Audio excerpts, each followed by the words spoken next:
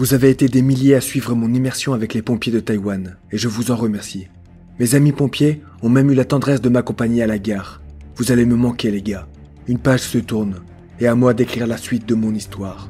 Après cette aventure extraordinaire que vous avez pu suivre sur ma chaîne YouTube, je suis rentré en France pour continuer à visiter les pompiers du monde.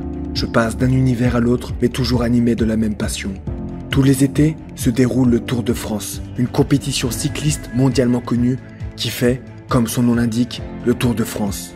Des millions de personnes se retrouvent alors sur les routes de l'Hexagone pour voir passer les cyclistes et les caravanes publicitaires. Durant le Tour de France, les pompiers sont mobilisés sur tout le parcours à travers la France et au cœur de l'événement dans la caravane du Tour.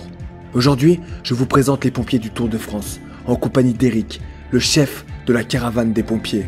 Un homme d'exception dont l'engagement est sans limite. Il va vous présenter ce qu'est la caravane du Tour de France et ce que font les pompiers qui sont mobilisés. Merci à toi, Eric, de m'avoir accordé un peu de ton précieux temps. Je vous souhaite la bienvenue dans cette nouvelle vidéo et n'oubliez pas de vous abonner à ma chaîne YouTube pour ne rien manquer de mes futures vidéos. Enjoy! Bonjour à tous, je suis avec Eric.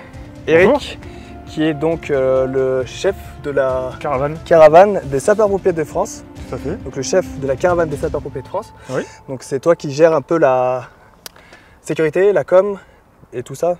Et ben en fait, le principe c'est quoi? C'est d'organiser tout au long de l'année la préparation pour le Tour de France. Et arrivé le jour du grand départ, c'est de pouvoir permettre à un moment donné de s'intégrer correctement sur deux zones.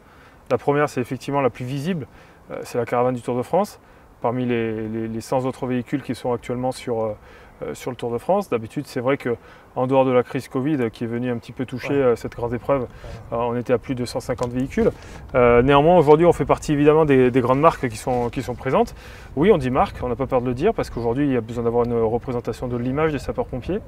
Mais au-delà de ça, c'est aussi un message de promotion pour la corporation, pour les sapeurs-pompiers de France d'une manière générale, le volontariat évidemment, et puis pourquoi pas aller plus loin au niveau des professionnels, bien entendu, d'en faire son métier. Mais c'est aussi, comme on a beaucoup de jeunes autour des routes, autour des villages, c'est vrai que le fait de voir aussi les sapeurs-pompiers intégrer un grand dispositif comme celui-ci, ça permet encore une fois de susciter encore et toujours des vocations. Et quand on constate le niveau d'applaudimétrie que l'on a dès lors que l'on passe, ça reste quand même assez incroyable. Et on tient à remercier toute la population parce que c'est vrai qu'au quotidien, les sapeurs-pompiers, c'est une intervention toutes les 6-7 secondes environ et souvent elle passe sous le radar. On a souvent l'impression que c'est banal. Mais au quotidien, ce sont des femmes et des hommes admirables qui accomplissent parfois des choses, il faut le dire, parfois héroïques. Et pour autant, on n'en parle pas, et pour autant, il faut toujours en parler. Et pour autant, c'est aussi une manière de valoriser tout ça. Et au-delà de ça, il y a aussi la zone technique. Donc c'est la deuxième équipe qui est disposée sur le Tour de France. Et en fait, cette zone technique-là, elle permet de sécuriser la grande zone de départ et la grande zone d'arrivée. Et ça permet effectivement de pouvoir être aussi contributeur d'une certaine forme de sécurité pour que l'ensemble de ce Tour de France soit vraiment une belle réussite comme chaque année. D'accord, donc dispositif sur le tour, sur place, donc des hommes à terre on va dire. Exactement. Sur chaque étape, donc au départ à l'arrivée, et aussi sur tout le trajet. Tout le trajet. Effectivement. Et vous, donc du coup, qui suivez avec la caravane avant? Effectivement, au total, le sapeur-pompier, c'est en France, par rapport au Tour de France, sur cette édition, c'est pas loin de 19 000 sapeurs-pompiers qui sont mobilisés au bord des routes. C'est énorme. Parce qu'effectivement, c'est un tracé qui passe au cœur des villages, qui passe au cœur des villes, et qui nécessite à un moment donné une réorientation et un redéploiement stratégique opérationnel. Parce qu'à côté du Tour de France, la vie, elle continue, vous le savez mieux que moi. Donc à partir de là, c'est vrai que ça nécessite, on va dire, une certaine forme d'organisation opérationnelle, qui vient bouleverser un petit peu le schéma habituel.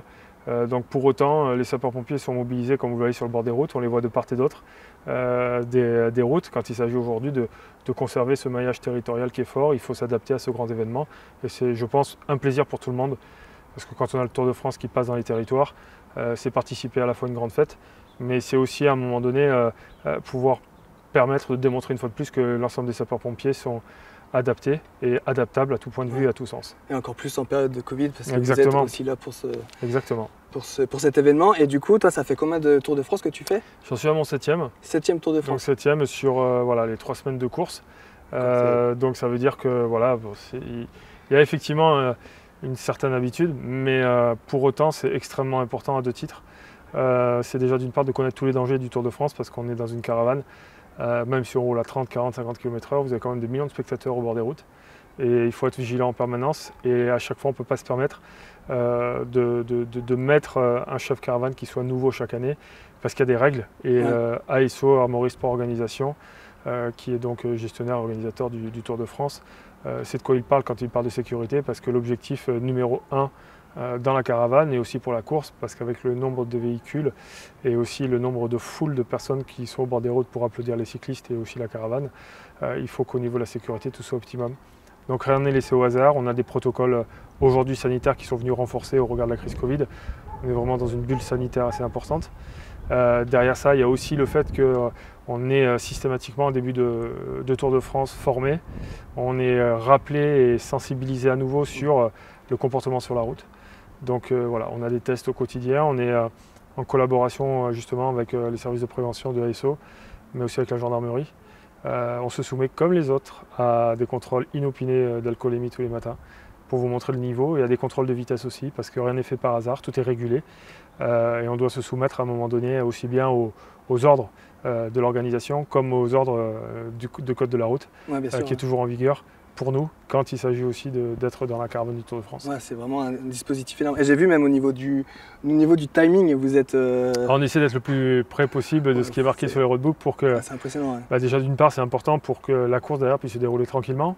Si la course ne se déroule pas tranquillement, on risque à un moment donné d'avoir les coureurs qui doublent la caravane, et je pense que ça sera un peu dommageable. Pas terrible, ouais. Et puis aussi, ça permet aux gens, au regard des programmes qu'ils lisent dans les médias ou autres, dans la presse quotidienne régionale, de pouvoir être présent au bon moment et à la bonne heure pour voir passer la caravane et les coureurs. Ouais. Sinon, ce sera un peu un désordre total. Et en 7 ans, est-ce qu'il y a un souvenir qui te reste en mémoire, quelque chose de mémorable? Il y a plusieurs souvenirs. Il y a effectivement le fait qu'il y a cette première montée de l'Alpe d'Huez que j'ai vécue. Alors, je l'ai vécue en tant que cycliste, mais c'était rien à voir avec la foule du Tour de France. Mais je l'ai vécu là, notamment dans le virage des Hollandais. Où là il y a quand même, c'est une tribune qui se lève comme sur les planches de Belfi, où quand vous tournez à un virage, vous avez un nombre innombrable de personnes qui sont au bord des routes qui viennent accueillir. Donc on est vraiment dans une fête populaire. Tous les grands cols mythiques, ça vous donne, ça vous fait lever, ça vous donne des frissons. Ça prend au trip un peu. Voilà, le trip, effectivement. Et puis là, aujourd'hui, encore une fois, à l'arrivée sur l'étape, on s'aperçoit que, au niveau de la population, les gens nous applaudissent, et je trouve ça... il y a de l'entrain, c'est surréaliste. J'insiste encore à les remercier, parce que ce sont parfois ces petits mots d'encouragement et de voir cette marque d'affection qu'a la population vers les sapeurs-pompiers, qui donne vraiment du sens à ce qu'on fait au quotidien. Et ça, c'est le plus important. Et après, autre souvenir aussi, c'est de pouvoir venir à un moment donné aider nos collègues de la caravane quand ils ont un problème particulier. Vous savez, il y a des risques sur une caravane, et donc dès qu'on peut leur aider et apporter un coup de main, on le fait avec grand plaisir. Parce qu'on a des pompiers dans la caravane, donc on sait tout faire, quasiment. Ouais, c'est ça. Voilà. C'est ça. Et du coup, vous êtes combien là? Vous avez 3 véhicules, c'est ça? Là, on a 3 véhicules cette année, donc on l'a réduit un petit peu. Au regard de la crise, on devait partir avec un dispositif un peu plus fort. On est 2 par véhicule. Ces 3 véhicules-là permettent un petit peu d'afficher d'une manière un peu originale, puisqu'en plus on a fait participer sur le covering une école d'étudiants. Une école de graphisme, pardon, donc des étudiants qui ont fait les graphismes. Qui ont fait effectivement les graphismes, c'est l'école de Condé de Nice. Donc ça permet en fait d'avoir une histoire aussi sur les véhicules, de sensibiliser les étudiants dès plus tôt que le monde des sapeurs-pompiers est abordable, il n'a rien de secret, et de contribuer quelque part à de la visibilité, et de faire comprendre aussi que chez les pompiers il y a de la com, et de faire comprendre aussi que ça peut effectivement générer des vocations chez tout le monde, même quand on est étudiant, leur expliquer à un moment donné, quand on fait le projet, de leur expliquer ce que sont les pompiers professionnels et volontaires, et quand vous avez 60 étudiants devant vous, peut-être que vous en avez déjà récupéré 2 ou 3 dans vos effectifs. Ouais, ça crée des vocations. Voilà, donc du coup, sur la soixantaine, il y en a 2 qui sont sortis vainqueurs, qui se sont distingués, et c'est pour ça qu'on a un véhicule qui est estampillé pompier, donc ce fameux ourson. Pour les ODP. En fait, c'est bien plus que ça, c'est-à-dire que pour chaque pompier acheté, vous avez un pompier offert pour la caserne, qui permet à un moment donné de réconforter les enfants quand ils sont pris dans les accidents de circulation. Donc à partir de là, ça permet de les réconforter, donner un sens psychologique aux inters, et rassurant aussi. Et puis un autre Voilà, qui relate symboliquement qu'effectivement on fait 4,9 millions d'interventions par an et qu'on est la force des secours par excellence. Voilà, donc chaque véhicule a un message. Un message bien précis, bien particulier.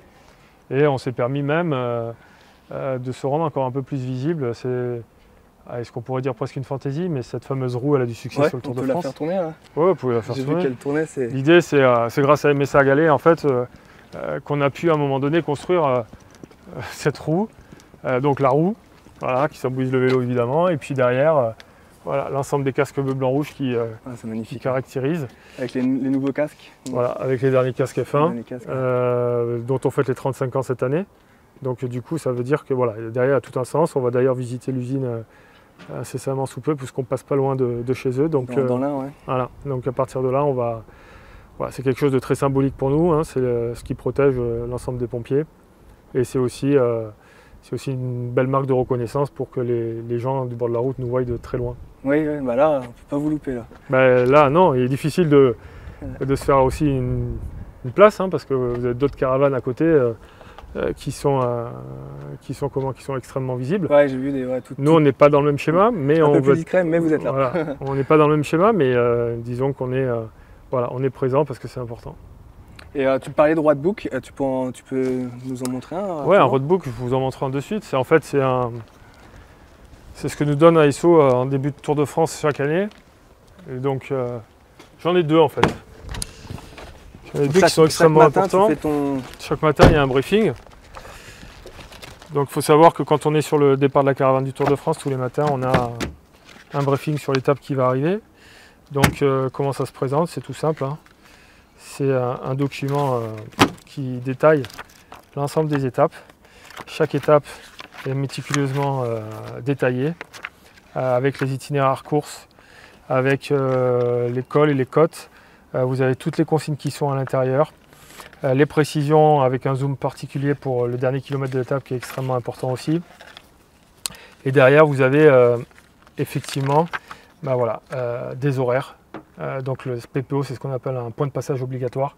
C'est en fait le matin, quand on doit arriver sur la zone de départ de la caravane, on doit passer par ce point-là parce qu'on a un itinéraire spécifique qui évite l'encombrement des autres axes routiers pour éviter que la ville ne soit asphyxiée. Et éviter de se retrouver à un moment donné en contresens pour venir se ranger avec les autres. Après, vous avez le profil de l'étape.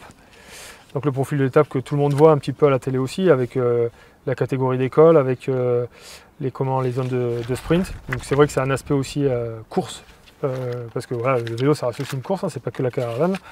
Et à côté vous avez le détail de tous les passages. Donc là on arrive à Lyon et demain on s'attaque sur l'étape du Grand Colombier, donc avec ça 74 km. Donc on va passer par le Rhône, l'Isère, l'Ain. Et on reviendra aussi un petit peu dans l'Isère. D'accord, et donc vous faites tout le parcours avec vous passez sur tout le parcours des cyclistes? On passe sur tout le parcours des cyclistes. Du début jusqu'à la fin? Du début jusqu'à la fin. Toutes les étapes sont faites. Il y a des particularités, notamment des fois quand on arrive sur une étape où on finit par un col, mais qui ne débouche pas sur aucune voie, aucune route, ce qui nécessite une coordination avec la garde républicaine et avec les organisateurs pour nous faire attendre.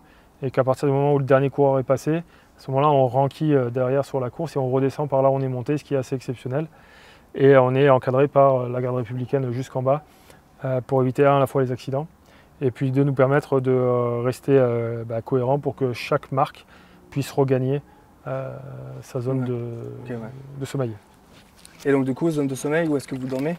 Alors voilà, c'est le deuxième roadbook en fait, c'est un roadbook qu'on fait chaque année qui est pour nous presque tout aussi important que l'autre, puisque ça permet en fait de savoir où est-ce qu'on va dormir. Pourquoi? Parce que le Tour de France, au niveau des sapeurs-pompiers, ne pourra pas avoir lieu d'être organisé comme tel si on ne pouvait pas compter sur les unions départementales des sapeurs-pompiers, donc qui font part du réseau associatif et qui grâce à eux en fait nous permettent de nous loger et d'accueillir toute l'équipe pour au moins le repas du soir, dormir et prendre le petit déjeuner avec tout le monde le lendemain matin. Donc tout à l'heure vous me parlez de souvenirs. Il y a des souvenirs qui seront inaltérables, ce sont tous les souvenirs d'accueil qu'on a avec les sapeurs-pompiers dans les centres de secours, dans les départements. Parce que quelque part, ça permet aussi de créer ce lien fort entre les pompiers. Et ce maillage territorial avec le Tour de France est extrêmement important parce qu'on a des échanges, parce qu'à un moment donné, on est là à discuter de nos différentes origines. Et c'est là qu'on crée aussi du lien Et le lien chez les sapeurs-pompiers, c'est ce qu'il faut préserver, c'est le plus important. Donc quelque part, on travaille beaucoup sur cette fameuse coordination et ville étape, de manière à aussi à pouvoir à un moment donné stratégiquement pouvoir apporter des éléments de communication, comme on est en train de faire là. On peut apporter aussi des éléments tout simplement d'échange pour favoriser à un moment donné la vie des amicales, la vie des unions départementales aussi, puisque voilà, hein, vous savez, on distribue des goodies, des porte-clés. Donc ces porte-clés-là, pour certains, on en laisse quelques-uns à la caserne, ça leur permet d'agrémenter un petit peu lorsqu'ils font des manifestations ou autres pour le grand public. Donc voilà, tout ça, ça sert un petit peu à tout. Et sans le réseau associatif, on ne pourrait pas mener l'action comme on la mène aujourd'hui. Donc on pourrait dire qu'il y a 3 grands principes pour vous les pompiers du Tour de France. Déjà la communication, la protection du Tour de France, des cyclistes et de la sécurité de la zone départ, zone d'arrivée. Des gens, voilà. Et la communication interne, on va dire, avec les pompiers. Avec le réseau. Le maillon. Tout à fait. Ouais, ça, c'est... Le maillage territorial. Bon, c'est bien. Et tu parlais des goodies, j'aimerais bien en voir. Alors des goodies, on doit en avoir là quelques-uns. Parce que je pense qu'il y a... ça doit avoir pas mal de succès les... Ah bah ceux-là ils en ont. Hop. Voilà, donc des goodies il y en a ici. En fait c'est dans la lignée de ce qu'on a voulu montrer cette année, c'est Pompi. Donc voilà, comme on l'explique derrière, donc avec AG2R Arrêt Mondial, on s'est permis à un moment donné de faire aussi une com là-dessus, qui sont venus nous soutenir dans la production. Un pompier acheté égale un pompier offert aux enfants d'intervention. Donc en allant sur pompi.fr, il y a la possibilité de commander et puis derrière un autre pompier reversé dans une caserne. Donc les petits pompiers, c'est les peluches qu'on peut voir ici là.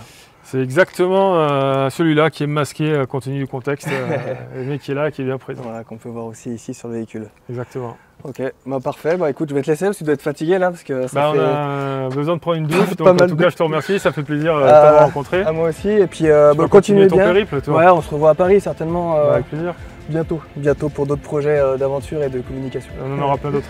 Ouais. Bon merci en tout cas Eric, et puis bon courage pour la suite. À bientôt. Ciao, Eric.